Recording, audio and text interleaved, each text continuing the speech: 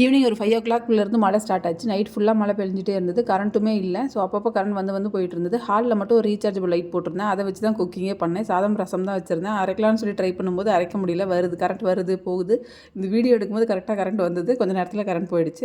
அதை வச்சு மேனேஜ் பண்ணி டின்னர் முடிச்சாச்சு. அதுக்கப்புறம் மார்னிங் எழுந்து பார்த்திங்கன்னா மார்னிங்கும் கரண்ட் இல்லை. நைட் ஃபுல்லாகவே கரண்ட் இல்லாமல் தான் இருந்திருக்கு. நடுவில் மட்டும் ஒரு 1 hour 1.5 hours பக்கமாக இருந்திருக்கும் போல். அப்புறம் கரண்ட்டே சுத்தமாக இல்லை. அதுக்கு சரி ஓகே, இந்த மாதிரி அரைக்கிறது எதுவும் வேண்டாம், நம்ம சிம்பிளாக கீரை கடைசல் வச்சுக்கலாம் அப்படின்னு சொல்லிட்டு கீரை தான் வாங்கிட்டு வந்திருந்தோம். லாஸ்ட் டைம் மார்க்கெட் போனப்போ அவங்க இந்த கீரையெல்லாம் காமிச்சிட்டு இதெல்லாம் மணத்தக்காளி கீரை அப்படின்னு சொல்லிட்டு எங்ககிட்ட சேல் பண்ணியிருந்தாங்க. இது அப்படி இல்லையே அப்படின்னு சொல்லி கேட்டப்போ வில்லேஜில் இருக்கவங்களுக்கு தான் தெரியும், உங்களுக்குலாம் இது தெரியாது அப்படின்னு சொல்லிட்டு நம்மகிட்டே சேல் பண்ணாங்க. நாங்களும் வில்லேஜ்லேருந்து தான் வரோம்னு சொன்னால் அவங்க நம்பவே இல்லை. இன்னும் கம்ப்ளீட்டாக வில்லேஜை பற்றி தெரியாது, கீரையை பற்றி தெரியாதவங்க கிட்டலாம் எப்படி சேல் பண்ணுவாங்கன்னு தெரியல. ஆக்சுவலாக அது இந்த என்ன கீரைன்னு எனக்கு தெரியல. அதனால் அது வேண்டான்னு சொல்லிட்டு அதை இக்னோர் பண்ணிட்டு மற்ற கீரையெல்லாம் தான் போட்டு செஞ்சுருந்தோம். அமேசான்லேருந்து ஒரு ட்ரெஸ் ஆர்டர் போட்டிருந்தேன். ரொம்ப எக்ஸ்பெக்டேஷனோட ஆர்டர் பண்ணியிருந்தேன். அதோட ஒரிஜினல் இமேஜும் ஆட் பண்ணுறேன்.